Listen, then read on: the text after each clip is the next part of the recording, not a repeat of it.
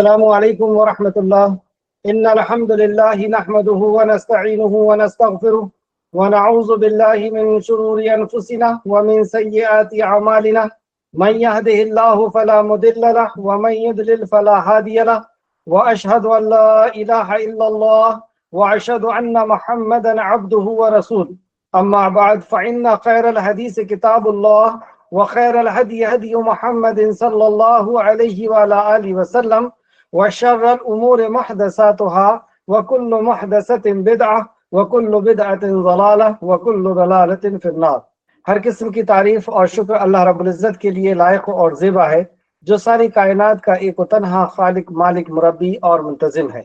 درود و سلام ہو انبیاء اکرام پر، خصوصاً نبی مکرم رحمت للعالمین امام الانبیاء محمد رسول اللہ صلی اللہ علیہ وسلم پر اور آپ کے اصحاب پر۔ اللہم صلی وسلم علی نبینا محمد، اللہم صلی علی محمد وعلی آل محمد کما صلیت علی ابراہیم وعلی آل ابراہیم انکا حمید مجید، اللہم بارک علی محمد وعلی آل محمد کما بارکت علی ابراہیم وعلی آل ابراہیم انکا حمید مجید۔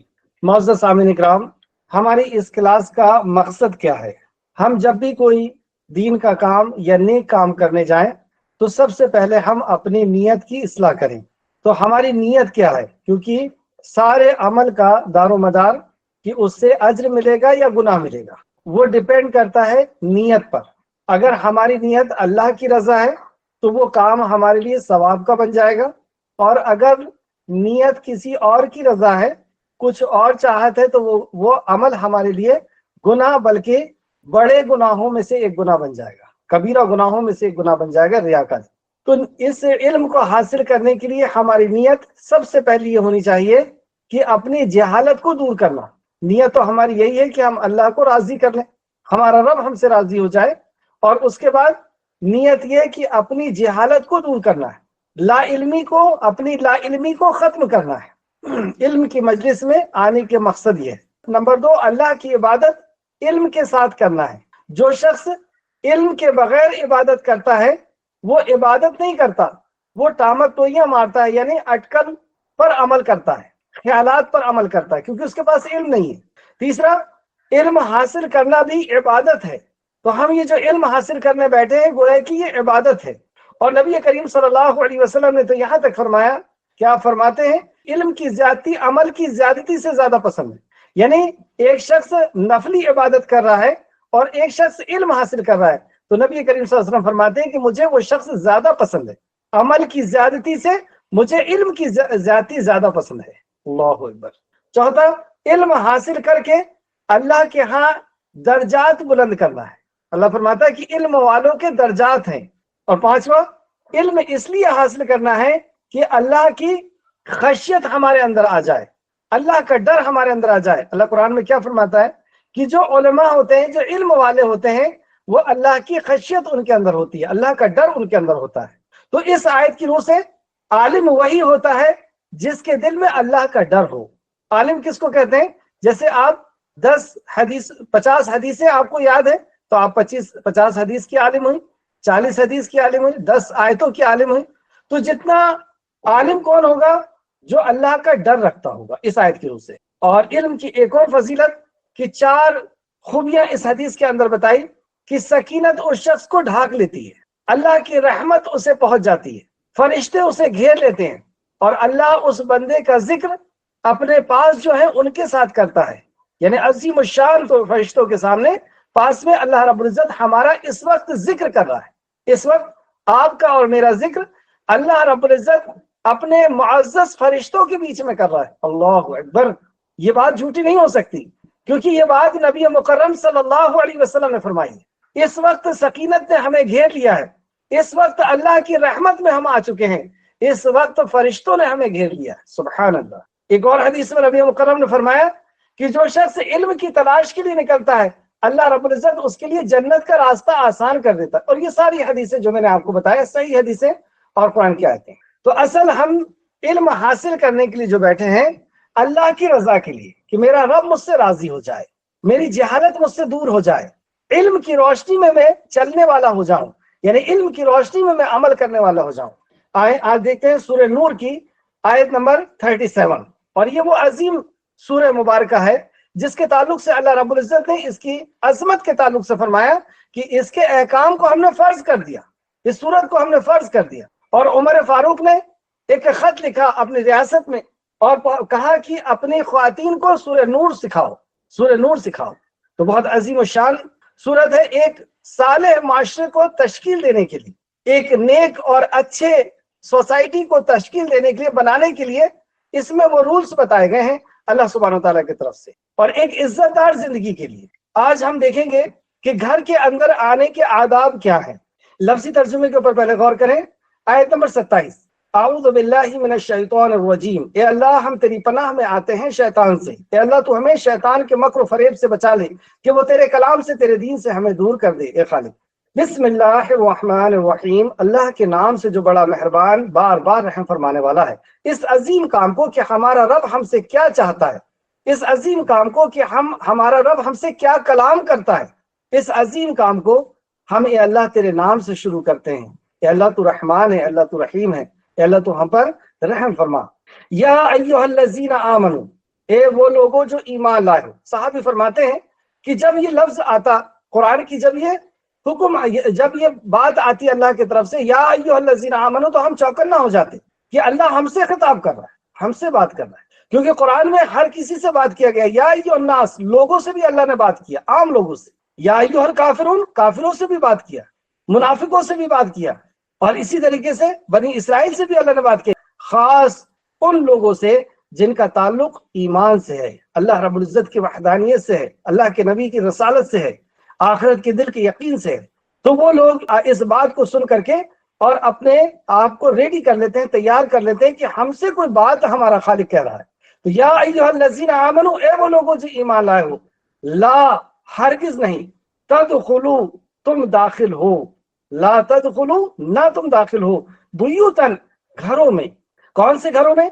غیر بیوتکم، سوائے اپنے گھروں کے، یعنی اپنے گھر کے علاوہ، اپنے روم کے علاوہ، اپنے گھر کمرے کے علاوہ، حتی، یہاں تک کہ تستأنسوا، تم اجازت طلب کر لو، لتسلموا، اور تم سلام کرو، یعنی اجازت بھی طلب کرنا ہے، سلام بھی کرنا ہے، علی، اوپر، اہلیہا، اس کے رہنے والوں کی، اس کے رہنے والوں۔ ذالکم، یہ بات کیسی ہے؟ مطلب اجازت طلب کر کے جانا، یہ بات اللہ کے نزدیک اور تمہاری پرسنل لائف میں، تمہارے کیریکٹر وائز یہ کیسی ہے؟ ذالک، یہ بات، خیر لکم، بہتر ہے تمہارے لیے یہ بہت، تمہارے کیریکٹر کے لیے بہت بہتر ہے۔ لعلکم، تاکہ تم، تذکرون، تم نصیحت پکڑو۔ یہ نصیحت اللہ کی طرف سے، تمہارے خالق اور مالک کی طرف سے تمہیں پاک باز بنانے کے لیے دی جا رہی۔ فَإِن، پھر اگر، لم، نہ، تجدو، تم پاؤ، فیہا، ان میں، احدن، کسی ایک کو، مطلب اس گھر میں تم کسی ایک کو بھی نہ پاؤ، فلا، تو نہ، تدخلوہا، تم داخل ہو ان میں۔ اگر تم کسی کو نہیں پاتے تو اس گھر میں داخل مت ہو۔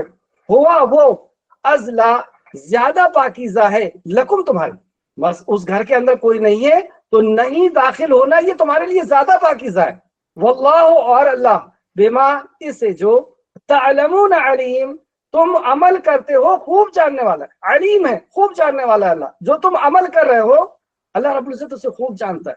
اللہ اکبر، تم گھر میں کس انداز سے داخل ہو رہے ہو، کس کے گھر میں جھانک کر کے دیکھ رہے ہو، کس کے گھر میں کون کس طریقے سے بیٹھا ہوا ہے، کون خاتون کیا کر رہی ہے دیکھ رہا، اللہ سب جان رہا ہے تمہاری ہر نقل و حرکت کو۔ لیسا، نہیں ہے، علیکم، تم پر، جناحن، کوئی گناہ، ان کے، تدخلوا، تم داخل ہو، بیوتن، گھروں میں، غیر مسکونات، رہائش، مطلب اس گھروں میں تمہارے لیے داخل ہونا کوئی گناہ نہیں ہے جس گھر میں کوئی رہتا نہ ہو، جیسے دکان ہے، کھانے پینے کی ہوٹلیں ہیں اور قلعے وغیرہ ہیں، وہاں کوئی رہتا نہیں، تو ایسے گھروں میں داخل ہونے میں تمہیں کوئی گناہ نہیں ہے۔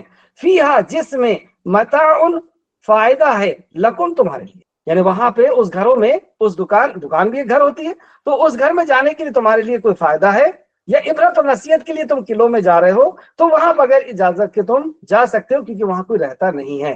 واللہ، اور اللہ، یعلم، وہ جانتا ہے، ما، جو کچھ، تبدونا، تم ظاہر کرتے ہو، وما، اور جو کچھ، تکتمون، تم چھپاتے ہو۔ آئیں تفسیر کی طرف، تفسیر ابن کثیر جلد نمبر 4 صفحہ نمبر 307۔ یا ایھا الذین آمنوا، اے وہ لوگوں جو ایمان لائے ہو، سوائے اپنے گھروں کے سوا اور گھروں میں داخل نہ ہوا کرو حتیٰ کہ تم اجازت لے لو. یعنی اپنے گھر کے علاوہ دوسرے گھر میں تم جا رہے ہو تو وہاں پہ اجازت لے لو اور ان گھر والوں کو سلام کرو. اجازت اور سلام، اس کا طریقہ کیا ہے؟ تو ظاہر سی بات ہے کہ طریقہ ہمیں نبی کریم صلی اللہ علیہ وسلم کی زبان مبارک سے یعنی احادیث سے ہم کو ملتا ہے اور صحابہ کی زندگی سے ملتا ہے. تو ہم اس کے تعلق سے ہم آگے پڑھیں گے تفسیر میں. آگے اللہ فرماتا ہے ذالکم خیر لکم لعلکم تذکرون، یہ تمہارے لیے بہت بہتر ہے تاکہ تم نصیحت حاصل کرو. یہ تمہارے لیے بہتر ہے. آپ غور کریں کہ آپ کے گھر میں کوئی شخص ایسا ہے جو بغیر اجازت کے سیدھے اندر آ جاتا ہے، اس کے تعلق سے، اس شخص کے تعلق سے آپ کے کیا تاثرات ہیں؟ آپ اس شخص کے تعلق سے کیا سوچتے ہیں جو اچانک آپ کے گھر میں آ جاتا ہے؟ آپ کسی حالت میں ہیں، ہلکے کپڑے میں ہیں، کسی کے ساتھ خاص بات کر رہی ہیں اپنے شوہر کے ساتھ، اچانک داخل ہو جاتا ہے. تو ایسے شخص کو آپ برا شخص سمجھتے ہیں، ایسے شخص کو آپ جاہل سمجھتے ہیں، ایسے شخص کو بدتمیز سمجھا جاتا ہے، اور سب سے اہم کہ ایسے شخص کو کیریکٹر لیس سمجھا جاتا ہے کہ یہ اخلاقاً ٹھیک نہیں ہے، اس کا کیریکٹر ٹھیک نہیں ہے، جب یہ دھڑ سے کر کے اور کسی کے گھر میں داخل ہو گیا. ہم یہ پسند نہیں کرتے کہ ہمارے گھر میں کوئی ایسا بغیر اجازت کے آئے. تو پھر ہمیں یہ بھی خیال رکھنا چاہیے کہ کوئی بھی یہ پسند نہیں کرتا کہ ہم اس کے گھر میں بغیر اجازت کے داخل ہو جائیں. یہ مرد کے لیے بھی ہے، عورت کے لیے کہ وہ بغیر اجازت کے نہ جائے، کیونکہ اس گھر میں جو لوگ رہ رہے ہیں وہ اس وقت کس حالت میں ہم نہیں جانتے. آگے اور سنیں، آیت نمبر 28 میں اللہ فرماتا ہے پھر اگر تم ان میں کسی کو نہ پاؤ تو ان میں داخل نہ ہو. اس گھر میں کوئی نہیں ہے تو تم داخل نہ ہو حتیٰ کہ تمہیں اجازت دے دی جائے. اب جیسے وہ گھر میں نہیں ہے لیکن اجازت دے دیا اس نے کہ یہ چابی ہے، آپ جا سکتے ہیں، یا گھر میں آپ داخل ہو سکتے ہیں. اور اگر تم سے کہا جائے کہ لوٹ جاؤ تو لوٹ جاؤ. اب جیسے کوئی گھر میں ہے اور کوئی شخص آیا اجازت مانگ رہا ہے کہ کیا میں گھر میں آ سکتا ہوں، وہ کہہ رہا ہے السلام علیکم، کیا میں گھر میں آ سکتا ہوں؟ اس نے کہا کہ نہیں، آپ نہیں آ سکتے. تو وہاں پر ہمیں خوشی خوشی لوٹ جانا ہے، کیونکہ اللہ نے کہا ہے کہ لوٹ جاؤ. اسے اپنی عزت کا، اپنی انا کا مسئلہ نہیں بنانا چاہیے کہ اس کی کیسے مجال ہوئی کہ مجھے کہہ دیا کہ ابھی مت آؤ. ہو سکتا ہے اس وقت وہ کسی ایسی ضروری مصروفیت میں ہو کہ وہ آپ کی ضیافت نہ کر پائے. اس وقت کوئی ایسا ضروری کام کر رہا ہو جو اس کے لیے ضروری ہے، فرض ہو، وہ اس وقت نہیں چاہتا کہ آپ سے بات کریں. ایک عالم دین میں ان کا نام بھول رہا ہوں، وہ کہتے ہیں پوری زندگی میں یہ تمنا رکھتا رہا کہ کسی گھر میں جاؤں اور وہ مجھے کہہ دے کہ آپ مت آئیے اور میں واپس لوٹ جاؤں تو اس آیت پر میرا عمل ہو جائے گا. اب بتائیں، اور ہمارے دور میں اگر کسی نے کہہ دیا کہ نہیں آپ آج مت آئیے، گھر سے اسے واپس کر دے، تو اس کو وہ اپنے آنا کا مسئلہ بنا لیتا ہے کہ اس کی اتنی مجال مجھے کہہ دیا اس نے. یہ اللہ ہمارا جو خالق ہے اس کے طرف سے یہ رولز ہیں. ہر کسی کی پرائیویسی کا اللہ رب العزت نے خیال رکھ کر کے بنایا ہے، ہر کسی کی ضرورتوں کا اللہ رب العزت نے خیال رکھ کر کے یہ نیم اور یہ قاعدے بنایا ہے. سبحان اللہ. اور اگر تم سے کہا جائے کہ لوٹ جاؤ تو تم لوٹ جاؤ. یہ تمہارے لیے بہت پاکیزہ عمل ہے. یہ لوٹ جانا تمہارے لیے پاکیزہ عمل ہے. اس کو تم برا سمجھ رہے ہو، اپنے انا کا مسئلہ بنا رہے ہو، اور جو تم عمل کرتے ہو اللہ اسے خوب جانتا ہے. اللہ اکبر. بار بار اللہ کہتا ہے تم جو عمل کرتے ہو بھولو مت، تمہارا رب اسے دیکھ رہا ہے، تمہارا رب اسے جان رہا ہے. اس آیت کی تفسیر دیکھتے ہیں کہ گھر میں داخل ہونے اور اجازت کے آداب کیا ہیں. گھر میں داخل ہونے کے آداب اور اجازت مانگنے کے آداب کیا ہیں. تفسیر ابن کثیر صفحہ نمبر 308. یہ وہ شرعی آداب ہیں جو اللہ تعالیٰ نے اپنے مومن بندوں کو گھروں میں جانے کی اجازت طلب کرنے کے بارے میں سکھایا ہے.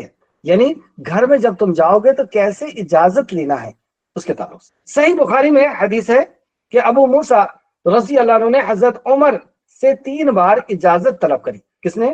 ابو موسیٰ رضی اللہ عنہ نے حضرت عمر رضی اللہ عنہ سے، حضرت عمر فاروق اللہ سے 3 بار اجازت طلب کری. جب انہیں اجازت نہیں ملی، عمر فاروق نے اجازت نہیں دی، تو وہ واپس چلے گئے. کتنے بار اجازت طلب کری؟ 3 بار. اور جب اجازت نہیں ملی تو واپس چلے گئے. حضرت عمر نے کہا کہ میں نے عبداللہ بن قیس کی آواز سنی تھی اور وہ اجازت طلب کر رہا تھا، انہیں اندر آنے کی اجازت دے دو. انہیں تلاش کیا گیا، مطلب باہر نکل کر کے عمر فاروق کے حکم پر کسی نے تلاش کیا تو معلوم ہوا کہ وہ چلے گئے. پھر بعد میں جب وہ آئے تو حضرت عمر نے پوچھا کہ واپس کیوں چلے گئے تھے؟ صحابی کہتے ہیں کہ میں بہت ڈر گیا. عمر فاروق نے مجھے بلایا اور کہا کہ تم واپس کیسے چلے گئے؟ تم نے اجازت مانگی تھی نا 3 بار، پھر تم چلے کیسے گئے؟ انہوں نے جواب دیا کہ میں نے 3 بار اجازت طلب کی تھی، 3 بار اجازت مانگی تھی، جب اجازت نہ ملی تو میں واپس چلا گیا، کیونکہ میں نے رسول اللہ صلی اللہ علیہ وسلم کو ارشاد فرماتے ہوئے سنا، جب تم میں سے کوئی 3 بار اجازت طلب کرے اور اسے اجازت نہ ملے تو وہ واپس چلا جائے۔ رسول اللہ کا حکم سنا دیا۔ حضرت عمر رضی اللہ عنہ نے فرمایا کہ تمہیں اس بات کی گواہی پیش کرنا ہوگا ورنہ میں تمہیں سزا دوں گا، تمہیں اس بات کی گواہی پیش کرنا ہوگا، اس حدیث کی تمہیں سند بھی بتانی پڑے گی ورنہ میں تمہیں سزا دوں گا۔ وہ شخص انصار کی ایک جماعت کے پاس چلے گئے اور ان سے حضرت عمر کے بات بیان کرتے ہوئے انہوں نے کہا کہ اس بات کی گواہی تو ہم میں سے جو انصاری وہاں پر بیٹھے ہوئے تھے، انصاری صحابی وہاں پر بیٹھے ہوئے تھے، تو انصاری صحابیوں نے کہا کہ یہ بات کی گواہی چاہیے عمر فاروق کو، ہم میں سے جو سب سے چھوٹا ہے وہی اس بات کی گواہی دے دے گا۔ تو ابو سعید خدری رضی اللہ عنہ اٹھ کر کھڑے ہوئے اور انہوں نے حضرت عمر رضی اللہ عنہ کو اس فرمان نبی کے بارے میں بتا دیا۔ تو حضرت عمر نے فرمایا، جب یہ فرمان دوسرے صحابی سے بھی سنا تو عمر رضی اللہ عنہ نے فرمایا بازاروں کی خرید فروخت کی وجہ سے میں اس فرمان کو نہ سن سکا، یعنی بازار کی خرید فروخت کی وجہ سے اس علم سے آشنا نہ ہو سکا، میں اس علم کو نہ پا سکا۔ اس حدیث سے کتنی باتیں پتہ چلی، کتنی نصیحتیں ملتی ہیں۔ نمبر 1، اجازت مانگنا سنت ہے اور سنت پر عمل کرنا اجر ہے۔ نمبر 2، 3 بار اجازت طلب کی جائے گی اور 3 بار اجازت نہ ملے تو برا نہیں ماننا ہے، دل کی انا کا مسئلہ نہیں سمجھنا ہے اور وہاں سے واپس لوٹ جانا ہے۔ تیسرا، عمر فاروق رضی اللہ عنہ کے پاس حدیث آئی اور آپ نے کہا کہ تم حدیث کی تصدیق نہیں کرو گے، دلیل نہیں لاؤ گے تو میں تمہیں سزا دوں گا۔ تو اس سے پتہ چلا کہ صحابہ کا کیا مزاج تھا کہ تحقیق کرنا کہ واقعی یہ بات رسول کریم صلی اللہ علیہ وسلم کی ہے یا نہیں ہے۔ چوتھا، دلیل ملنے پر اپنی بات سے رجوع کر لینا۔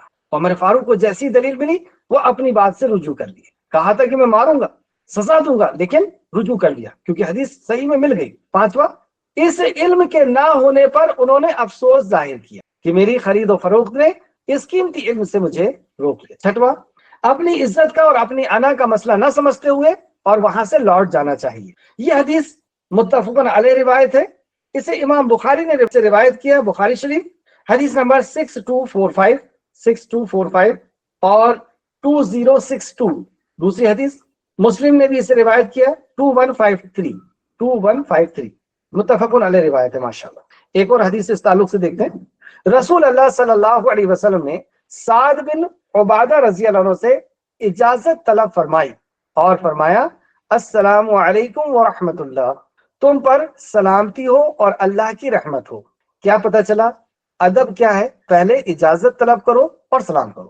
انہوں نے جواب میں عرض کیا وعلیکم السلام ورحمۃ اللہ، آپ پر بھی سلامتی ہو اور اللہ کی رحمت ہو، لیکن اس قدر آہستہ سے جواب دیا کہ رسول اللہ صلی اللہ علیہ وسلم نہ سن سکے۔ پھر سے سمجھے، بہت پیاری حدیث ہے۔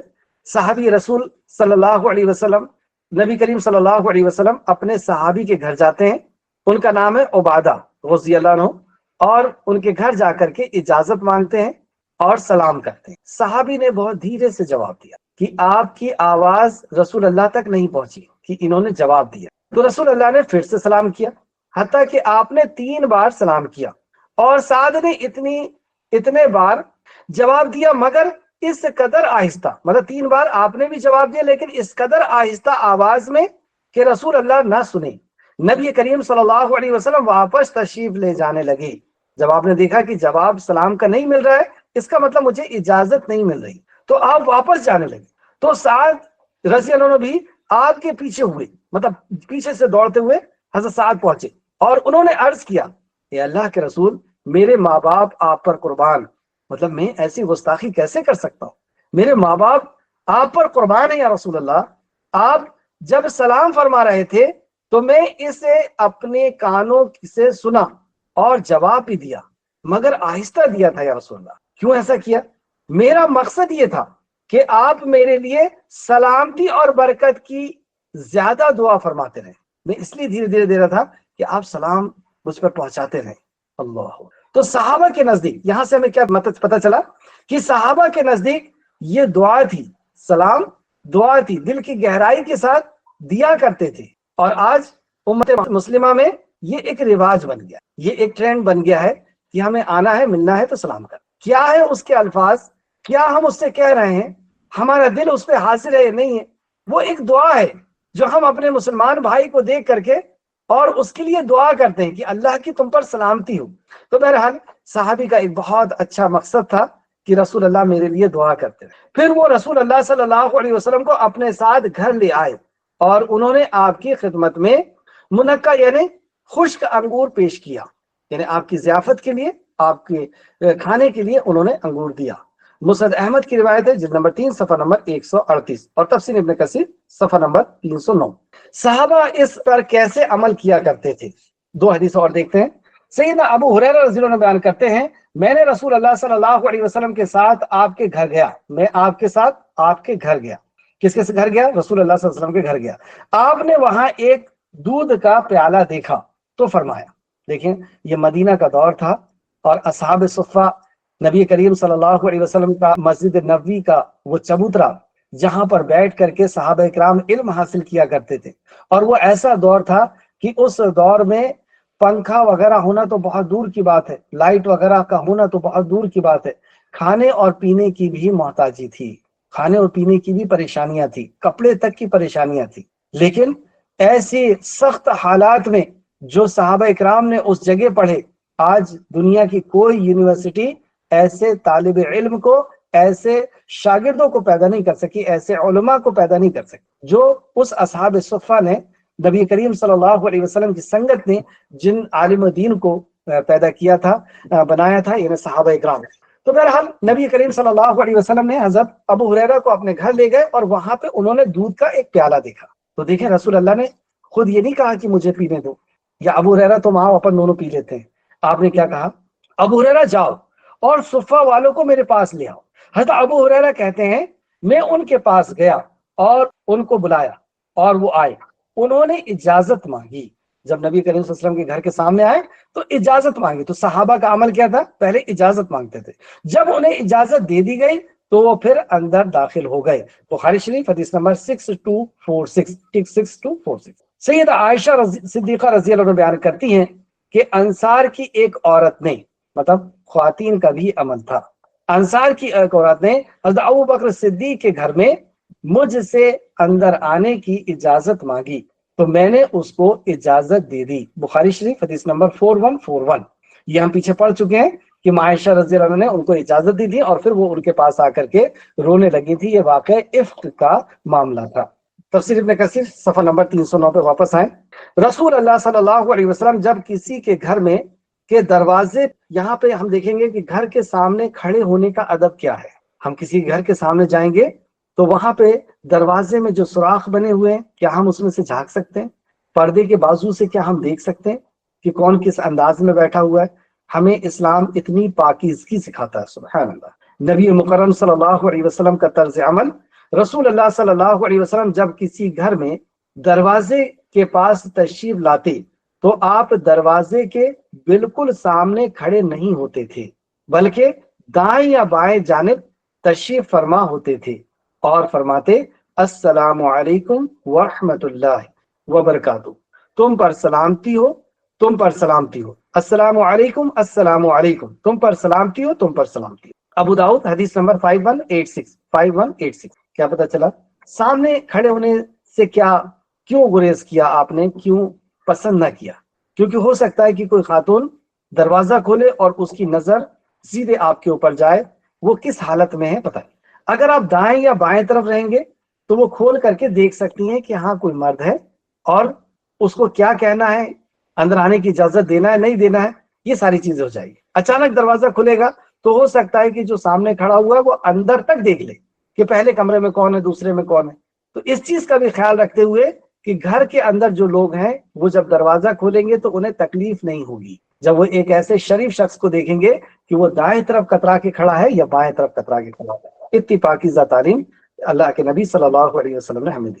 اجازت کے بغیر کوئی اگر جھانکتا ہے گھر میں، عورتوں کے اوپر بڑی بری نظر رکھتا ہے تو وہ کتنا سنگین جرم ہے. اس کے تعلق سے ایک صحیحین کی حدیث، امام بخاری اور مسلم دونوں نے اس حدیث کو لائے ہیں. رسول اللہ صلی اللہ علیہ وسلم نے فرمایا اگر کوئی شخص اجازت کے بغیر تمہارے گھر میں جھانکے اور تم کنکری مار کر پتھر مار کر اس کی آنکھ پھوڑ دو تو تم پر کچھ گناہ نہیں۔ اپنے گھر کی خواتین کی عظمت اور عزت کو بچانے کی یہاں تک اجازت دی گئی کہ کوئی شخص گھر میں جھانک کر کے تمہاری عورتوں تک پہنچ رہا ہو، اس کی نظریں پہنچ رہی، تم اسے پھوڑ سکتے ہو۔ بخاری حدیث نمبر 6902 اور مسلم شریف حدیث نمبر 2158۔ لیکن اس دور میں ہم ایسا نہیں کر سکتے۔ یہ قانون کو، کیونکہ جس ملک میں ہم رہ رہے ہیں یہ اس ملک کے قانون کو اپنے ہاتھ میں لینا ہے۔ یہ ایک اس کی برائی بتانا یہاں پہ مقصد ہے کہ اتنا برا عمل ہے کسی کی عورتوں کو جھانک کر کے دیکھنا، کہ جب وہ ایسے لباس میں ہے اور اس لباس میں ہم اسے دیکھیں، تو ایسے وقت میں کوئی اگر دیکھ رہا ہے تو اسے یہ سمجھنا چاہیے کہ وہ کتنا سنگین جرم کر رہا ہے۔ یہ خواتین کی عزت و عظمت اللہ رب العزت کے نزدیک اس قدر ہے، اس حدیث سے پتہ چلا۔ محدثین کی ایک جماعت نے حضرت جابر رضی اللہ عنہ کی روایت کو بیان کیا ہے کہ میں نے رسول اللہ صلی اللہ علیہ وسلم کی خدمت اقدس میں اپنے باپ کے ذمے قرض کے بارے میں حاضر ہوا، اپنے باپ کے قرض کے بارے میں آپ کی خدمت میں حاضر ہوا، اور میں نے دروازے پر دستک دی تو آپ نے فرمایا کون؟ یعنی رسول اللہ صلی اللہ علیہ وسلم نے فرمایا منزا کون؟ تو میں نے کہا، صحابی کہتے ہیں کہ میں نے کہا کہ میں ہوں۔ تو آپ صلی اللہ علیہ وسلم نے فرمایا میں گویا آپ نے اسے پسند نہیں کیا۔ یعنی ہم کسی کے گھر کے سامنے جائیں، اس کو سلام کریں اور وہ جواب دے اور وہ پوچھے آپ کون ہیں، تو ہم یہ کہیں میں ہوں، تو اس لفظ کو رسول اللہ نے پسند نہیں کیا۔ تو ہمیں وہاں پہ کیا کرنا چاہیے؟ باقاعدہ ہمیں اپنا نام لینا چاہیے کنیت کے ساتھ کہ میں محمد اسحاق، محمد اسماعیل، اس طریقے سے، یا اپنا نام بھر لیں کہ میں فلاں ہوں، تاکہ وہ سمجھ جائے میں نہیں کرنا ہے۔ اس سے رسول اللہ نے اس کو پسند نہیں کیا۔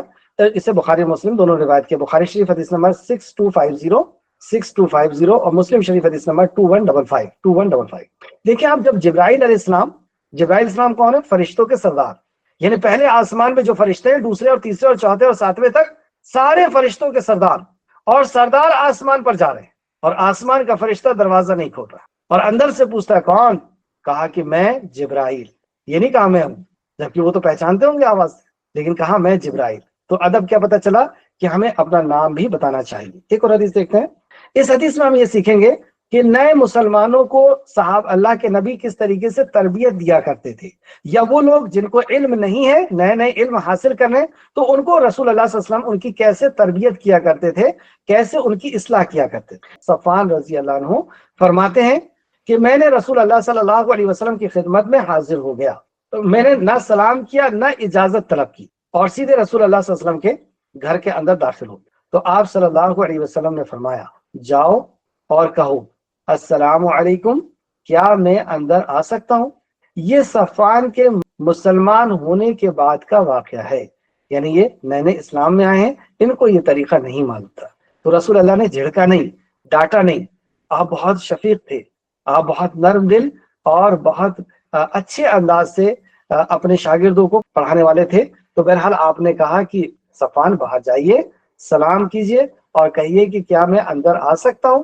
پھر وہ باہر گئے، انہوں نے سلام کیا، اجازت طلب کی، پھر رسول اللہ کے پاس آئے۔ ترمذی شریف حدیث نمبر 2710، ترمذی 2710۔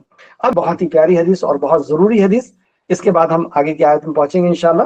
ابن جریج نے کہا کہ میں نے عطا بن ابو رباح سے سنا، وہ حضرت ابن عباس رضی اللہ عنہ سے بیان کر رہے تھے کہ انہوں نے فرمایا کہ 3 آیات کا لوگوں نے انکار کر دیا۔ کون فرما رہا ہے؟ ابن عباس رضی اللہ عنہ جو مفسر قرآن ہیں۔ آپ فرماتے ہیں کہ 3 آیتوں کا لوگوں نے انکار کر دیا۔ اب بتائیں قرآن کی آیت کا انکار کرنا کتنا بڑا گناہ۔ آپ پھر آیت کے تعلق سے فرماتے ہیں، ارشاد باری تعالیٰ ہے اِنَّ اکرمکم عند اللہ اتقاکم، سورہ حجرات آیت نمبر 13۔ بلا شبہ اللہ کے نزدیک تم میں سے زیادہ عزت والا وہ ہے جو تم میں سے زیادہ پرہیزگار ہو۔ یہ اللہ نے قرآن میں فرمایا کہ تم میں سے، یعنی مسلمانوں کی بھیڑ کی طرف خطاب کر رہے ہیں کہ تم میں سے اللہ کے نزدیک سب سے عزت والا، سب سے اونچے مقام و مرتبے والا کون ہے؟ جو تم میں سب سے زیادہ اللہ سے ڈرنے والا ہے، جو تم میں سب سے زیادہ اتقاکم، جو تم میں سب سے زیادہ اللہ سے تقوی رکھنے والا ہے۔ اور پھر ابن عباس فرماتے ہیں رضی اللہ عنہ، اور لوگ کہتے ہیں کہ زیادہ وہ عزت والا ہے جس کا گھر زیادہ بڑا ہے۔ لوگ کیا کہتے ہیں؟ کہ وہ زیادہ افضل ہے، زیادہ عزت والا ہے، جس کا زیادہ بڑا گھر ہے. یعنی لوگوں کے پاس اچھا ہونے کا معیار، عزت والے ہونے کا معیار پیسہ ہے. اور بعض لوگوں کے نزدیک سرنیم ہوا کرتا ہے کہ وہ شیخ ہے تو بہتر ہے، وہ پٹھان ہے تو بہتر ہے، وہ سید ہے تو بہتر ہے، وہ جوان ہے تو بہتر ہے، وہ خوبصورت ہے تو بہتر ہے، وہ ڈگریوں والا ہے تو بہتر ہے. لیکن اللہ کے نزدیک، اور یہاں پہ ہم اس کو نوٹ کر لیں کہ ہماری ایسی ہی اگر سوچ ہے کہ وہ پیسے والا ہے تو وہ بہتر ہے، اگر ہماری یہ سوچ ہے کہ وہ فلاں خاندان اور فلاں قبیلے سے تعلق رکھتا ہے اس لیے وہ بہتر ہے، ہماری اگر یہ سوچ ہے کہ وہ خوبصورت ہے اس لیے بہتر ہے، وہ دولت مند ہے اس لیے بہتر ہے، تو ہم سمجھ لیں کہ ہم اللہ کے اس کلام کی، اس اللہ کے کلام کی اس آیت کا انکار کر رہے ہیں. یہ میں نہیں، ابن عباس رضی اللہ عنہ جو مفسر قرآن ہے وہ کہتے ہیں کہ لوگوں نے اللہ کی آیت کا انکار کیا کہ اللہ یہ کہتا ہے کہ اللہ کے نزدیک وہ بہتر ہے جو متقی ہے، اور لوگ یہ کہتے ہیں کہ وہ بہتر ہے جس کی کوٹھی بڑی ہے، جس کی جو ہے بلڈنگ بڑی ہے. دوسری آیت کے تعلق سے فرماتے ہیں اور اجازت طلب کرنے کا تو لوگوں نے انکار ہی کر دیا ہے. اللہ، یہ اللہ کا حکم ہے، اللہ کی آیت ہے، یہ اللہ کا حکم ہے کہ اجازت طلب کرو کسی گھر میں جاتے ہو تو. اب ہم اجازت طلب نہیں کر رہے ہیں تو اللہ کی اس آیت کا انکار کر رہے ہیں. اس لیے میں نے کہا تھا کلاس کے شروع میں کہ ہم اپنی جہالت کو ختم کرنے کے لیے کلام کو پڑھ رہے ہیں. یہ فرض ہے ہمارے اوپر، علم کا حاصل کرنا ہمارے اوپر فرض ہے. اور جب ہم اس علم کو حاصل کر رہے ہیں تو اس پر وہ ہمارے عمل کے اندر آنا چاہیے، ہماری زندگی کے اندر وہ نظر آنا چاہیے کہ ہاں ہم قرآن کے طالب علم ہیں، ہم رسول اللہ صلی اللہ علیہ وسلم کے فرمان کے طالب علم ہیں، ہم علم حاصل کر رہے ہیں. ہمارا عمل وہ بتانا چاہیے، ہمارا حجاب، ہماری نظریں، ہماری گفتار، ہمارا گھر کے اندر داخل ہونے کا طریقہ، ہمارا چلنے کا طریقہ، ہمارا دیکھنے کا طریقہ، ہر چیز میں علم جھلکنا چاہیے. پھر آپ آگے فرماتے ہیں، مطلب وہ صحابی جن کے سامنے ابن عباس رضی اللہ عنہ فرما رہے ہیں، انہوں نے کہا میں نے عرض کیا کیا میں اپنی ان یتیم بہنوں سے بھی اجازت لوں جو میری حفاظت میں پرورش پا رہی ہیں. مطلب یتیم بہنیں، میرے والدین کا انتقال ہو گیا اور میری بہنیں میرے گھر میں کفالت میں میرے ساتھ ہیں، تو کیا میں ان کے بیڈ روم میں، ان کے کمرے کے اندر جاؤں تو کیا میں اجازت لوں؟ اور میرے ساتھ ایک ہی گھر میں رہتی ہیں، ایک ہی گھر میں میرے ساتھ وہ بہنیں رہتی ہیں، تو کیا میں اجازت لوں؟ آپ نے فرمایا ہاں. میں نے سوال کو دہرایا، وہ کہتے ہیں میں نے ابن عباس سے سوال کو دہرایا، کیا نیت تھی؟ تاکہ مجھے رخصت مل جائے کہ تم گھر میں ہی تو رہتے ہو، چلے جایا کرو بہن کے کمرے میں. آپ نے انکار کر دیا، اجازت نہیں دی. آپ نے فرمایا، پھر وضاحت کی ابن عباس رضی اللہ عنہ نے، کیا تم اس بات کو پسند کرتے ہو کہ تم انہیں اوریا دیکھو، یعنی بغیر کپڑے کے یا کم کپڑے کے، کیونکہ وہ اپنے کمرے میں ہے، ہو سکتا ہے جس وقت تم اچانک اس کے کمرے میں داخل ہو گئے وہ کپڑے بدل رہی ہوں، کم کپڑے میں ہو، تم اس وجہ سے بغیر اجازت کے اپنی بہن کے کمرے میں نہیں جایا کرو. سبحان اللہ. میں نے جواب دیا نہیں، تو آپ نے فرمایا پھر اجازت طلب کر لو. مطلب انہوں نے کہا کہ نہیں میں یہ پسند نہیں کرتا کہ میں اس حالت میں کمرے کے اندر داخل ہو جاؤں کہ میری بہن کو میں اوریا دیکھ لوں، کم کپڑے میں دیکھ لوں، بغیر کپڑے میں دیکھ لوں. پھر وہ ابن عباس کہتے ہیں تو پھر تم اجازت لے لیا کرو. ہم نے پھر اپنی بات کو پھر دہرایا تو آپ نے فرمایا، پھر وہ دہراتے ہیں تیسری بار کہ کیا میں، مطلب انہیں بہت شاک گزر رہا نا کہ ایک کمرے سے دوسرے کمرے میں، بہن کے کمرے میں اجازت لے کر کے جاؤں. تو انہوں نے پھر پوچھا تو آپ نے فرمایا، اب دیکھیں اب بہت قیمتی بات ابن عباس رضی اللہ عنہ فرماتے ہیں، کیا تم اس بات کو پسند کرتے ہو کہ اللہ تعالیٰ کی اطاعت کرو، اللہ کے کلام کی اطاعت کرو؟ تو اس نے جواب دیا جی ہاں. آپ نے فرمایا پھر ان سے اجازت لے کر اندر داخل ہو، اگر تم یہ پسند کرتے ہو کہ اللہ کے کلام کی اطاعت کرو تو اس کی اجازت لے کر کے داخل ہو. تفسیر الطبری جلد نمبر 18 صفحہ نمبر 148، تفسیر ابن کثیر صفحہ نمبر 311. بہت ساری چیزیں اس حدیث سے ہم نے سیکھی، وقت کم ہونے کی وجہ سے میں آگے چلتا ہوں. دیکھیں، سلام کرنا اور اجازت طلب کرنا یہ اسلام نے سکھایا.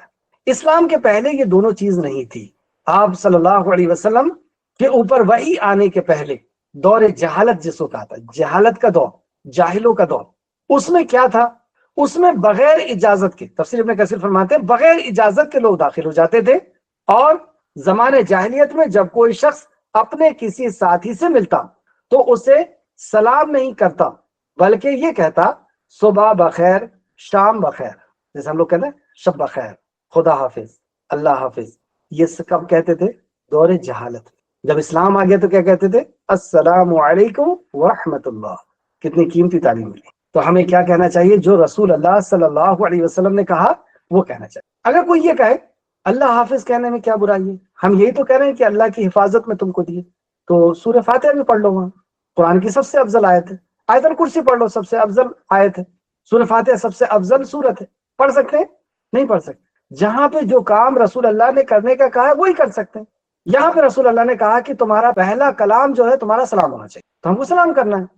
ہم اپنا دماغ کیوں لگا سکتے ہیں کہ ہاں یہ بھی تو لفظ اچھے ہیں، وہ بھی تو لفظ اچھے ہیں، تو لفظ تو سبھی اچھے ہیں، لیکن ہم وہاں پہ وہی کہہ سکتے ہیں جو رسول کریم صلی اللہ علیہ وسلم نے کہا۔ ہمارا عقل کی دخل اسلام کے اندر بالکل بھی نہیں ہے، عقل کی دخل اسلام میں نہیں ہے۔ اسلام میں کیا ہے؟ اطاعت ہے۔ اللہ نے فرمایا اطیعوا اللہ واطیعوا الرسول ولا تبطلوا اعمالکم، اللہ کی اطاعت کرو، اللہ کے نبی کی اطاعت کرو، اور اپنے عمل کو برباد مت کرو۔ یعنی ہمارا یہ عمل نیکی نہیں بنے گا بلکہ برباد ہو جائے، اور جان بوجھ کر کے ہم نے رسول اللہ کی مخالفت کی ہے تو پھر عذاب سے بھی تیار، عذاب کے لیے بھی تیار رہے۔ ایک صاحب کو، ایک مسلمان کو نبی مکرم صلی اللہ علیہ وسلم نے کہا کہ دائیں ہاتھ سے کھاؤ، وہ بائیں ہاتھ سے کھا رہا تھا، دائیں ہاتھ سے کھاؤ، تو کہا کہ دائیں ہاتھ میرا اٹھتا نہیں ہے، بدماشی ہوگی۔ رسول اللہ نے کہا کہ تیرا دائیں ہاتھ نہ اٹھ سکے، اس کا دائیں ہاتھ سل ہو گیا۔ تو ہمیں ڈرنا چاہیے، رسول اللہ کی مخالفت کرنے میں ڈرنا چاہیے کہ اللہ رب العزت کی کوئی پکڑ نہ آ جائے۔ نبی مکرم کی بات آپ کی بات نہیں ہے، اللہ کی بات ہے، اللہ کے احکام ہے، اللہ کا حکم ہے۔ تو یہاں پر ہم نے دیکھا کہ گھر کے اندر داخل ہونے کے احکام و مسائل بتائے گئے۔ آیت نمبر 30 میں آئے کل للمؤمنین، اے نبی آپ مومن مردوں سے کہہ دیجئے کہ وہ اپنی نظریں نیچی رکھیں۔ اس کے بعد جو آیت نمبر 31 ہے اس میں اللہ رب العزت نے کہا اور آپ مومن عورتوں سے کہہ دیجئے کہ وہ اپنی نظریں نیچے رکھیں۔ پہلے مردوں کو کہا گیا کہ اپنی نظریں نیچی رکھو، بعد والی آیت میں عورتوں کو کہا گیا اپنی نظریں نیچی رکھیں۔ کیوں؟ کیا اس کا سائنٹیفک ریزن ہو سکتا ہے؟ ہاں، مرد نظر سے دیکھ کر کے اور اپنے آبے سے باہر ہو جاتا ہے، لیکن عورت کے اندر وہ چیز نہیں ہوتی۔ وہ کسی شخص کو دیکھ کر کے اور اس کے اوپر کہنا چاہیے کہ اس کو پسند کرنے والی، اس کے اوپر مر مٹنے والی نہیں ہوتی۔ آدمی کے اندر یہ خرابی ہوتی کہ وہ دیکھ کر کے ہی کسی کے پیچھے جو ہے لگ جاتا ہے، یا اس کا کہنا چاہیے برے الفاظ ہیں لیکن سمجھنے کے اعتبار سے کہ اس کا دیوانہ ہو جاتا ہے، عورت نہیں ہوتی۔ تو اس لیے پہلے مرد کو اللہ رب العزت لائے، خبردار نظر نیچے رکھ۔ اب آیت کو سماعت کریں، اے نبی آپ مومن مردوں سے کہہ دیجئے کہ وہ اپنی نظریں نیچے رکھیں۔ مومن مردوں سے کیا تعلق ہے یہاں پہ؟ مومن کہہ کر کے، مومن ہونا، ایمان والے ہو، ایمان کا دعویٰ ہے تم کو، تو اب اللہ کا احکام ہے نظر نیچے رکھو۔ نظر نیچے کہاں رکھیں؟ اگر نظر نیچے رکھ کے چلیں گے تو ایکسیڈنٹ ہو جائے گا، کسی دیوار میں ٹکرا جائیں گے، کسی چیز میں ٹکرا جائیں گے۔ تو آگے بتایا کہ اس کا ریزن کیا ہے، کیوں نظر نیچے رکھنے کو کہا جا رہا ہے؟ ڈرائیوری کرتے ہوئے، چلتے ہوئے نہیں کہا جا رہا تم کو، اس کے پیچھے ایک ریزن ہے۔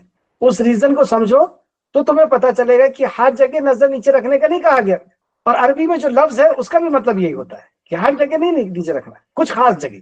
کون سی خاص جگہ؟ یعنی غیر محرم عورتوں کی طرف نظر رکھنے سے آپ کو روکا گیا ہے۔ جیسے یہاں پہ آیت میں بھی ہم کو اس کا اشارہ ملتا ہے، آیت کو سماعت فرمائیں، اے نبی آپ مومن مردوں سے کہہ دیجئے کہ وہ اپنی، یعنی یہ ایمان کا تقاضا ہے۔ اللہ، مومن کہا نا، مومن ہو تو تم نظر نیچے رکھو، یعنی یہ ایمان کا تقاضا ہے کہ مومن کا انداز یہ ہوتا ہے کہ وہ اپنی نظر نیچے رکھتا ہے۔ یہاں پر چلیے میں آگے ایک بہت قیمتی آپ کو بات لکھاؤں گا انشاءاللہ۔ اللہ فرماتا ہے اے نبی آپ مومن مردوں سے کہہ دیجئے کہ وہ اپنی نظریں نیچی رکھیں، کیوں؟ اور اپنی شرمگاہوں کی حفاظت کریں۔ نظر کے ساتھ شرمگاہوں کی حفاظت کو لایا اللہ نے، یعنی شرمگاہوں کی حفاظت ٹوٹتی ہے، اس کا ذریعہ جو ہے وہ نظر ہے، کیونکہ نظر دیکھتی ہے، دل برے خیالات لے کر کے آتا ہے، سوچنا شروع کرتا ہے، اور پھر سوچ جب انسان کی بنتی ہے، دل جب بگڑتا ہے تو اعضاء غلط حرکت کرتے ہیں، اور جب اعضاء غلط حرکت کرتے ہیں یعنی زبان، ہاتھ، پیر اس کی طرف چل کے جائے گا، زبان اس کو جو ہے اپنے طرف مائل کرے گی، اس سے ایسی باتیں کریں گی کہ وہ اپنے طرف مائل ہو، اور پھر ہاتھ اور پھر دوسری چیزیں جو ہیں وہاں تک پھر حد کراس کرے گی، یعنی زنا تک پہنچ جاؤ گے، بدکاری تک پہنچ جاؤ گے۔ تو یہ بات کہاں سے شروع ہوتی ہے؟ نظر سے۔ اگر تم نے نظر کو ہی کچل دی، نظر کو ہی کنٹرول کر لی، تو آگے کی چیز تم سے بچ جائے گی۔ تو یہاں نظر نیچے کرنے کا تعلق جو ہے وہ غیر محرم عورت سے ہے، کہ اس کو دیکھ کر کے تم اپنی شرمگاہ کی حفاظت نہ کر پاؤ، ایسا نہ ہو۔ تو شرمگاہ کی حفاظت کے لیے نظر کو نیچے رکھنا ضروری ہے۔ آج میں آپ کو بتاؤں گا کہ شرمگاہ کی حفاظت کس کس طریقے سے کی جاتی ہے. تو یہاں پہ پہلا نسخہ اللہ سبحانہ تعالیٰ نے بتایا کہ اپنی نظر کو کنٹرول کر لو. یہ ان کے لیے بہتر، ان کے لیے بہت پاکیزہ عمل ہے. یہ ان کے لیے بہت پاکیزہ عمل ہے جو کچھ وہ کرتے ہیں، جو وہ عمل کرتے ہیں یعنی دیکھتے ہیں، ان کے لیے یہ بہت پاکیزہ عمل ہے. یعنی ایک شخص کو پاک باز ہونے کے لیے یہ بہت اہم عمل ہے. بلا شبہ اللہ اسے خوب باخبر ہے، بلا شبہ اللہ اس سے خوب باخبر ہے. ان اللہ، بے شک اللہ، خبیر، خوب خبر رکھنے والا ہے، بما تصنعون، جو بھی تم کرتے ہو، جو تم دیکھ رہے ہو. یعنی اللہ رب العزت آنکھوں کی خیانت کو بھی جانتا ہے. نظر کب اٹھی، کہاں اٹھی، کیوں اٹھی، اللہ رب العزت اس سے بھی جانتا ہے. تو نگاہوں کو نیچے رکھیں اور یہ خیال رکھنا چاہیے کہ اللہ ہمیں دیکھ رہا ہے. کوئی نہیں دیکھ رہا، لیکن آنکھوں کی خیانت کو بھی اللہ رب العزت جانتا ہے. اور یہ پاک مردوں کی علامت ہے. سورہ یوسف میں آپ نے پڑھا نا کہ یوسف علیہ السلام جب ان خواتین کے سامنے سے نکل رہے تھے، جبکہ وہ بہت اچھے کیریکٹر کی خواتین نہیں تھی، لیکن جب ان کے سامنے سے بھی نکل رہے تھے تو نظری نیچے کر کے نکل. اس سے کیا پتا چلا کہ صرف نیک خواتین کی طرف نہیں دیکھنا، ایسا نہیں، کسی بھی خاتون کی طرف جو غیر محرم ہے اس کے طرف دیکھنے سے منع کیا. تو ان عورتوں نے بے ساختہ کہہ دیا تھا یوسف علیہ السلام کو دیکھ کر کے، ان کی چال اور ان کی نظروں کو دیکھ کر کے، یہ تو فرشتہ ہے، یہ انسان نہیں ہو سکتا. تو جن عورتوں سے نظر نیچی رکھنا ہے وہ غیر محرم عورتیں ہیں. دھوکے سے اگر پڑ جائے تو ایک نظر معاف ہے. اور اگر ڈاکٹر ہوں تو ان کی نیت مریض کو دیکھنا ہے یا مریض کا علاج کرنا ہے، تو ان کے لیے استثناء صورت ہے، ان کے لیے ایک جواز ہے، کیونکہ وہ نیت ان کی مریض کا علاج کرنا ہے، نہ کہ ان کے اوپر غلط نظر رکھنا. ہاں اگر ڈاکٹر بھی غلط نظر سے دیکھتا ہے تو وہ بھی پکڑا جائے گا. چوتھا، جس سے نکاح کرنا ہے اس کو ایک نظر دیکھنے کا حکم دیا رسول اللہ صلی اللہ علیہ وسلم نے. یہ بھی ہم دیکھیں گے، ترمذی شریف کی حدیث ہے، حدیث نمبر 1087، اور مسلم حدیث نمبر 1424. آئیں اس کی تفسیر دیکھتے ہیں. پہلے تو سورہ مومنون میں آپ دیکھیں گے آیت نمبر 1 سے 7 کے بیچ میں اللہ رب العزت نے فرمایا یقیناً کامیاب ہو گئے مومن کامیاب ہو گئے. اور کامیاب مومنوں میں ایک صفت اللہ رب العزت نے یہ بھی بتائی، اور وہ جو اپنی شرمگاہوں کی حفاظت کرتے ہیں. تو شرمگاہ کی حفاظت کے لیے اللہ رب العزت نے جو نسخہ اور طریقہ بتایا کہ اپنی نظر کو نیچے کرو. نظر پر اگر تم نے کنٹرول کر لیا، جبکہ یہ بہت مشکل ہے، لیکن اگر تم نے نظر پہ کنٹرول کرنے پہ کامیاب ہو گئے تو تم ساری چیزوں پہ کامیاب ہو جاؤ. اس تعلق سے چند حدیث سماعت فرمائے. سیدنا جریج رضی اللہ عنہ بیان کرتے ہیں کہ میں نے اچانک نگاہ پڑنے کے سلسلے میں رسول اللہ صلی اللہ علیہ وسلم سے پوچھا. یعنی اچانک کسی خاتون کے اوپر، اور وہ خوبصورت ہے اور کچھ ایسے میک اپ کی ہوئی ہے، بہن کو جا رہی ہے، اور اس کے طرف اچانک نظر پڑ گئی. اس تعلق سے میں نے پوچھا تو آپ صلی اللہ علیہ وسلم نے مجھے نگاہ پھیرنے کا حکم دیا. اگر اچانک نظر پڑ جائے تو نگاہ پھیرنے کا حکم دیا. مسلم شریف حدیث نمبر 2159. سیدنا علی رضی اللہ عنہ بیان کرتے ہیں رسول اللہ صلی اللہ علیہ وسلم نے مجھ سے فرمایا، اے علی، نظر کی پیچھے نظر مت لگاؤ. نظر کے پیچھے نظر مت لگاؤ مطلب ایک بار دیکھ لیے پھر دوبارہ نہیں دیکھو. نظر کے پیچھے نظر مت لگاؤ، کیونکہ پہلی نظر جو اچانک پڑ جائے، پہلی نظر یعنی جو اچانک پڑ جائے وہ تو تجھے معاف ہے، پہلی نظر معاف ہے، لیکن دوسری نظر معاف نہیں ہے. ابو داؤد حدیث نمبر 2149، ترمذی حدیث نمبر 2777. کیا پتہ چلا؟ پہلی نظر معاف ہے. اس کا یہ مطلب نہیں ہے کہ پہلی ہی نظر مت ہٹاؤ. یہ مطلب اس کا کہ پہلی نظر معاف ہے تو پہلی نظر مت ہٹاؤ، نہیں. پہلی نظر پڑی تو آپ کو اللہ خیال آ جانا چاہیے کہ میرا رب بھی مجھے دیکھ رہا ہے، اور نظر ہٹ جانا چاہیے. اور دوسری نظر جب اٹھاؤ تو یاد رکھو کہ وہ معاف نہیں ہے. سیدنا ابو ہریرہ رضی اللہ عنہ بیان کرتے ہیں رسول اللہ صلی اللہ علیہ وسلم نے فرمایا اللہ تعالیٰ نے ہر آدمی کے تقدیر میں اس کے لیے زنا کا جو حصہ لکھ دیا ہے وہ لا محالہ اس سے دو چار ہوگا. مطلب زنا کا جو حصہ اس کی تقدیر میں لکھ دیا گیا ہے وہ اس تک پہنچے گا. تو آنکھوں کا زنا دیکھنا ہے اور زبان کا زنا بولنا ہے، یعنی غیر محرم عورت سے ایسی بات. دل تو تمنا اور خواہش کرتا ہے. دل کیا کرتا ہے؟ تمنا اور خواہش کرتا ہے. اور شرمگاہ اس خواہش کو سچا کرتی ہے یا جھوٹا کرتی ہے. دل تو تمنا کر لیتا ہے لیکن شرمگاہ اسے سچا کر دیتی ہے یا جھوٹا کر دیتی ہے. اللہ ہم سب کی حفاظت فرمائے. بخاری شریف حدیث نمبر 6243، مسلم شریف حدیث نمبر 2657. 2657۔ سیدنا ابو سعید خدری رضی اللہ عنہ بیان کرتے ہیں نبی کریم صلی اللہ علیہ وسلم نے فرمایا راستوں میں بیٹھنے سے بچو۔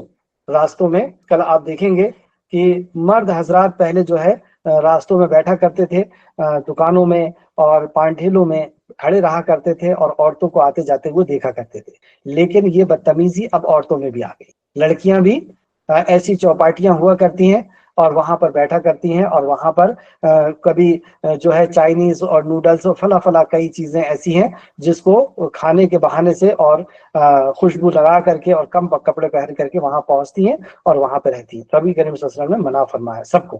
سیدنا ابو سعید خدری رضی اللہ عنہ بیان کرتے ہیں رسول اللہ صلی اللہ علیہ وسلم نے فرمایا راستے میں مت بیٹھو، یعنی راستے میں بیٹھنے سے بچو۔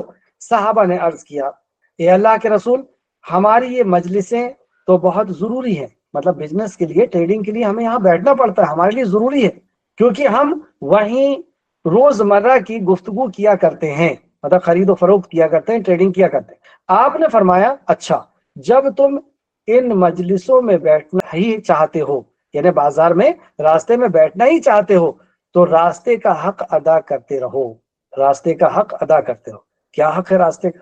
انہوں نے پوچھا اے اللہ کے رسول راستے کا حق کیا ہے؟ آپ نے فرمایا نگاہ نیچی رکھنا، نمبر 1 نگاہ نیچی رکھنا، دوسرا راہگیر کو اذیت دینے سے باز رہنا، راہگیر کو جیسے ٹانٹ مارنا، اذیت دینا، تکلیف پہنچانا، اس سے بچتے رہنا، سلام کا جواب دینا، تیسرا سلام کا جواب دینا، تیسرا، اور چوتھا اچھی بات کا حکم دینا اور بری بات سے منع کرنا، تعمرون بالمعروف وتنہون عن المنکر کرنا، بھلی بات کا حکم دینا، برائی سے روکنا، یہ آداب ہیں راستے کے یا راستے کے حق ہیں۔ یہ حق اگر ہم ادا نہیں کر سکتے تو ہم راستے میں یا بازار میں چلنے کے قابل نہیں ہیں، ہم پکڑ ہو سکتی ہے ہماری، اللہ ہماری حفاظت فرمائے۔ تو نظر نیچے رکھنا اور راہگیر کو ایذا نہ پہنچانا، تکلیف نہ دینا، سلام کا جواب دینا، اگر کوئی سلام کرتا تو جواب دینا ہے، اور اچھی بات کرنا اور بری بات سے روکنا ہے۔ بخاری شریف حدیث نمبر 6229، مسلم شریف حدیث نمبر 2121، 2121، متفقن علیہ روایت۔ اب یہاں سے بہت قیمتی باتیں شروع ہو رہی ہیں کہ ہم کیسے شرمگاہ کی حفاظت کر سکتے ہیں۔ سیدنا سہل بن سعد رضی اللہ عنہ بیان کرتے ہیں رسول اللہ صلی اللہ علیہ وسلم نے فرمایا جو شخص مجھے اپنی زبان اور شرمگاہ کی حفاظت کی ضمانت دے دے، گارنٹی دے دے کہ میری زبان اور میری شرمگاہ اللہ کی مرضی کے خلاف نہیں جائے، تو میں اس کے لیے جنت کا ضامن ہوں، میں اس کی جنت کی ضمانت لیتا ہوں۔ اللہ اکبر، اتنی عظیم جنت جو ہمیشہ کی زندگی، اس کے لیے دو چیز کو کنٹرول کر لو اور تمہاری جنت۔ تو زبان کو کنٹرول کر لینا کہ میری زبان سے وہی نکلے گا جو میرا رب چاہتا ہے، نہ غیبت، نہ چگلی، نہ جھوٹ، نہ فریب، نہ دھوکہ، اور دوسرا شرمگاہ کی حفاظت، اور یہ حدیث میں بخاری شریف کی ہے 6474۔ اب سوال یہ ہوتا ہے کہ شرمگاہ کی حفاظت کیسے ہو سکتی ہے؟ تو بڑا مسئلہ ہے کیسے ہو سکتی ہے۔ تو سنیں رسول مکرم صلی اللہ علیہ وسلم کا فرمان کہ تم کیسے شرمگاہ کی حفاظت کر سکتے۔ سیدنا جابر رضی اللہ عنہ بیان کرتے ہیں مطلب آنکھ کی حفاظت ہم کیسے کریں، کیونکہ آنکھ کی حفاظت ہوگی تو دل کی حفاظت ہوگی، دل کی حفاظت ہوگی تو اعضاء کی حفاظت ہوگی، اعضاء کی حفاظت ہوگی تو پھر شرمگاہ کی بھی حفاظت ہو جائے گی، کیونکہ یہ تو اسٹیپ بائی اسٹیپ اسی طریقے سے چلتا ہے۔ آنکھ دیکھتی ہے، دل غلط خیال لاتا ہے، اور جب دل غلط خیال رکھتا ہے تو پھر وہ سوچتا ہے، پلاننگ کرتا ہے، اور پھر ہاتھ پیر سب عمل کرتے ہیں، اور پھر آخرکار انسان حد سے آگے بڑھ جاتا ہے اور اس سے زنا سرزد ہو جاتا ہے۔ تو کیسے بچیں، شرمگاہ کی حفاظت کیسے کریں؟ بہت پیاری حدیث، اور امام مسلم نے اس حدیث کو لائے ہیں۔ سیدہ جابر رضی اللہ عنہ بیان کرتے ہیں رسول اللہ صلی اللہ علیہ وسلم نے فرمایا عورت شیطان کی صورت میں سامنے آتی ہے، یہ سبھی عورتوں کے لیے نہیں، یہ غیر محرم عورتوں کے لیے، کہ یہ غیر محرم عورتیں جو ہیں یہ شیطان کی شکل میں تمہارے سامنے آتی ہیں، اور شیطان کی صورت میں پیٹ پھیرتی ہے، شیطان کی صورت میں پیٹ پھیرتی، کیونکہ اس کی پیٹ بھی جو ہے نا کھلی ہوئی ہوتی ہے، کہ بعض دفعہ آپ دیکھیں گے، اور جوڑے کی طرح جو بال بھی اوپر بندھے ہوئے رہتے ہیں، تو وہ بھی مرد کو جو ہے ایک فتنے میں ڈال دیتے ہیں، اس کی پیٹ بھی مرد کے لیے فتنہ بن جاتی ہے، تو پیٹ پھیر کر کے پھاڑتی نکلتی ہے۔ لہٰذا جب تم میں سے کوئی کسی عورت کو دیکھے تو اس کو چاہیے کہ وہ اپنی بیوی کے پاس جائے، ایسا کرنے سے اس کے دل کا خیال جاتا رہے گا، ایسا کرنے سے اس کا دل کا خیال جاتا رہے گا، یعنی جب کوئی باہر کی عورت کو دیکھ کر کے اس کا دل مائل ہوتا ہے تو وہ اپنی حلال جو اس کی بیوی ہے، جس سے اس کا نکاح ہے، وہ اس کے پاس جائے۔ ایسا کرنے سے کیا ہوگا؟ ایسا کرنے سے اس کا دل کا خیال جاتا رہے گا، یعنی یہ دل کے جو وسوسے ہیں اور دل کے جو خیالات ہیں، جو پلاننگ ہے، وہ جاتی رہے گی۔ مسلم شریف حدیث نمبر 1403 کیا حکمت پتہ چلی؟ حکمت یہ پتہ چلی کہ وہ نکاح کر لے۔ نکاح ہی ایک ایسی چیز ہے جو اس کی شرمگاہ کی حفاظت کر سکتی ہے۔ اور بھی دیکھیں، اور بھی اس کے علاوہ بھی کوئی چیزیں ہیں۔ ایک اور حدیث دیکھتے ہیں جو متفق علیہ روایت ہے۔ سیدنا انس رضی اللہ عنہ بیان کرتے ہیں کہ ایک شخص نے رسول اللہ صلی اللہ علیہ وسلم کے کسی حجرے میں جھانکا تو آپ تیر لے کر کھڑے ہوئے، گویا میں آپ کو دیکھ رہا تھا، آپ چاہتے تھے کہ اس کی آنکھ پر تیر چھوڑ دے، مطلب اتنا آپ ناراض ہوئے کہ یہ اتنا برا عمل ہے۔ بخاری شریف حدیث نمبر 6242 اور مسلم شریف حدیث نمبر 2157۔ اس سے پتہ چلا کہ یہ کتنا بڑا جرم ہے۔ سوال یہ تھا کہ شرمگاہ کی حفاظت کیسے کریں، اس کے تعلق سے یہ حدیث، یہ بھی متفق علیہ روایت ہے۔ سیدنا عبداللہ رضی اللہ عنہ بیان کرتے ہیں رسول اللہ صلی اللہ علیہ وسلم نے فرمایا، اے نوجوانوں کی جماعت، یہاں پہ مرد اور عورتیں دونوں آ گئی، لڑکے اور لڑکیاں جو نوجوان ہیں یہ دونوں اس کے اندر شامل ہیں۔ اے نوجوانوں کی جماعت، جو کوئی تم میں سے نکاح کرنے کی قدرت رکھتا ہو اسے چاہیے کہ نکاح کر لے۔ جو نکاح کرنے کی قدرت رکھتا ہے اسے چاہیے کہ وہ نکاح کر لے، پہلا حکم۔ کیونکہ کیا ہوگا نکاح کرنے سے، کیا فائدہ؟ کیونکہ نکاح سے نگاہیں نیچی رہتی ہیں۔ تو نگاہ کو نیچے رکھنے کا اللہ نے حکم دیا کہ نکاح کو نیچے رکھو، لیکن تم کب رکھ پاؤ گے؟ تم جب رکھ پاؤ گے تمہاری نگاہ جب تم نکاح کر لو۔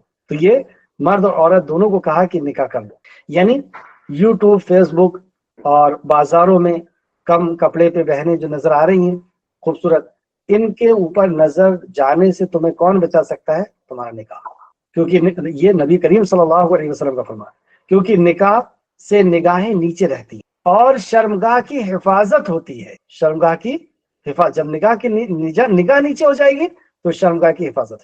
اور جو شخص طاقت نہ رکھتا ہو، یعنی وہ نکاح کی طاقت نہیں رکھتا، جیسے کسی بہن کے پاس رشتہ نہیں آ رہا، اور یہ ہندوستانی کلچر ہے کہ رشتہ مرد کے طرف سے آئے گا، لڑکے والوں کی طرف سے آئے گا، یہ ہندوستانی کلچر ہے، اس کا اسلام سے کوئی لینا دینا نہیں ہے۔ اس کلچر کو، اس طریقے کو، اس سبھیتا کو توڑنا چاہیے، کیونکہ اسلام میں عورت کے طرف سے بھی رشتہ جاتا ہے۔ ماں خدیجہ رضی اللہ عنہ نے اپنا پیغام پہنچایا تھا رسول کریم صلی اللہ علیہ وسلم۔ اور سیرت کا اگر آپ مطالعہ کریں تو کئی خواتین نبی کریم صلی اللہ علیہ وسلم کی مجلس میں آئیں اور انہوں نے کہا کہ یا رسول اللہ، میں اپنے آپ کو آپ کے سامنے پیش کرتی ہوں۔ یہاں تک کہ تھا کہ جب مدینہ آپ پہنچے، ہجرت کر کے آپ پہنچے، تو خاتون پہلے اپنے آپ کو رسول اللہ پر جو ہے پیش کرتی تھی، پھر رسول اللہ کہتے تھے کہ نہیں، مجھے ابھی نکاح کی اجازت، مجھے نکاح کی ضرورت نہیں ہے، پھر وہ خاتون کسی اور سے نکاح، پھر صحابی سے رسول اللہ کہہ دیتے تھے کہ آپ نکاح کر لیں، مجھے نکاح کی اجازت نہیں۔ تو یہ طریقہ بھی غلط ہے۔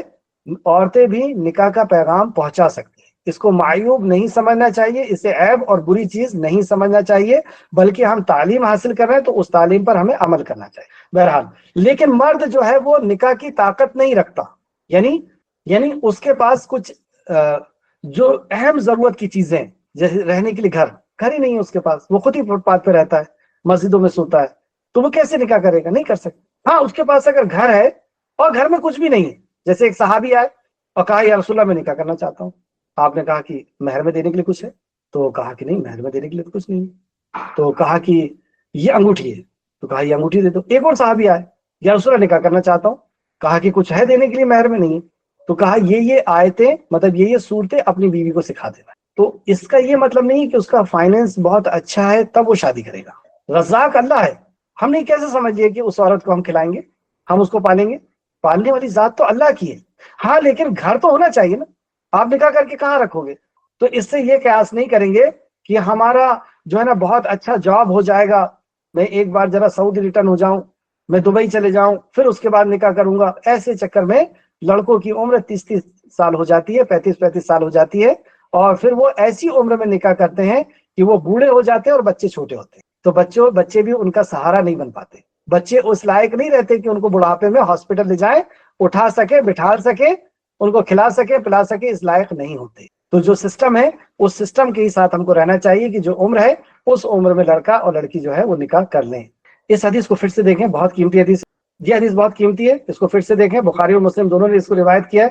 سیدنا عبداللہ رضی اللہ عنہ بیان کرتے ہیں کہ رسول اللہ صلی اللہ علیہ وسلم نے فرمایا، اے نوجوانوں کی جماعت، جو کوئی تم میں سے نکاح کرنے کی طاقت رکھتا ہو اسے چاہیے کہ نکاح کرے۔ یہ نبی مکرم کا آرڈر ہو گیا، کیونکہ کیا ہوگا اس سے بہت بڑا فائدہ ہوگا، کیونکہ نکاح سے نگاہیں نیچے رہتی ہیں اور شرمگاہ کی حفاظت ہوتی ہے، اور جو شخص طاقت نہ رکھتا ہو اسے چاہیے کہ روزے رکھے۔ اب طاقت ہی نہیں ہے، کیونکہ کوئی بہن کے پاس ایسی مجبوری ہے، نہیں کر سکتے، کسی مرد کے پاس مجبوری ہے، نہیں کر سکتا، تو کیا کرے؟ روزہ رکھے۔ ایسا کرنا اس کے لیے ڈھال بن جائے گا، یعنی اس کی شرمگاہ اور آنکھ کی حفاظت کا ڈھال۔ جیسے جب جنگ میں جاتے تھے تو ڈھال لے کر کے جاتے تھے، وہ تیروں سے اور تلواروں سے بچانے کے لیے ڈھال ہوا کرتا ہے، تو اس طریقے سے یہ روزہ ڈھال بن جائے گا۔ بخاری شریف حدیث نمبر 5066، مسلم شریف حدیث نمبر 1400۔ آخری حدیث جو امام مسلم نے لائے ہیں، سیدنا ابو ہریرہ رضی اللہ عنہ بیان کرتے ہیں، رسول اللہ صلی اللہ علیہ وسلم کے پاس ایک آدمی آیا جو کسی انصاری عورت سے شادی کرنا چاہتا تھا۔ آپ صلی اللہ علیہ وسلم نے فرمایا، کیا تو نے اسے دیکھ لیا ہے؟ کیا تو نے اسے دیکھا ہے؟ اس نے فرمایا نہیں۔ آپ صلی اللہ علیہ وسلم نے فرمایا، جا اور اسے دیکھ لے۔ آپ نے کیا فرمایا؟ یہاں پر کچھ گھرانے ایسے ہوتے ہیں جو کہتے ہیں کہ نہیں، لڑکا لڑکی کو نہیں دیکھ سکتا یا لڑکی لڑکے کو نہیں دیکھ سکتی، یہ کہ شریعت کے خلاف ہے، بلکہ رسول اللہ کا حکم ہے، جا اسے دیکھ لے۔ کیوں؟ کیونکہ اس کا تعلق آگے چل کر کے بہت گہرا ہوتا ہے، کہ لڑکے کو اگر پسند نہیں آئی تو زندگی بھر، یا لڑکی کو اگر لڑکا پسند نہیں آیا تو وہ زندگی بھر جو ہے اس سے مطمئن نہیں ہوگا، اور مطمئن نہیں ہوا تو پھر نگاہیں بہکے گی، دل بہکے گا، خیالات بہکیں گے۔ آخر میں اللہ رب العزت سے دعا ہے کہ خالق مالک، جو کچھ بھی ہم نے پڑھا اس میں ہمیں مزید غور و فکر کرنے کی تو توفیق عطا فرما۔ اے اللہ، ہم سب کو اور جو بھی میری بات سن رہے ہیں ان سب کے لیے یہ آسان فرما دے کہ ان کے نکاح ہوں اور ان کے لیے آسانی ہو، تاکہ وہ اپنے نگاہوں کی اور شرمگاہ کی حفاظت کر سکیں جو اس میں پریشان ہیں۔ اے اللہ، تو ہم سب کی پریشانیوں کو، ضرورتوں کو بہتر جاننے والا ہے ہم سے۔ اے اللہ، ہم سب کی ضرورتوں کا تو ہی پورا کرنے والا ہے۔ اے اللہ، جو بھی جس ضرورت کے تحت پریشان ہے، اے اللہ تو ان کو جاننے والا ہے۔ اے اللہ، تو ہر کسی کی پریشانیوں کو دور کرنے والا ہے۔ اے خالق مالک، ہم تجھ سے مانگتے ہیں کہ تو ہم سب کی پریشانیوں کو، جس کی جو پریشانی ہے، جس کی صحت کو لے کر کے کوئی پریشان ہے، کوئی فائنینس کو، کوئی پیسے کو لے کر کے پریشان ہے، کوئی کاروبار کو لے کر کے پریشان ہے، کوئی اپنی بیماریوں کو، کوئی کورٹ کے کچہریوں کو، کورٹ کے جھمیلوں کو لے کر کے پریشان ہے، اے اللہ جو جس بھی نوعیت سے پریشان ہے، اللہ تو سب کو جاننے والا ہے۔ اے اللہ، ہم سب کی پریشانیوں کو تو دور فرما دے، آمین یا رب العالمین۔ اللہم صلی علی محمد وعلی آل محمد، اللہم صلی علی محمد وعلی آل محمد، آمین یا رب العالمین۔ السلام علیکم ورحمۃ اللہ وبرکاتہ۔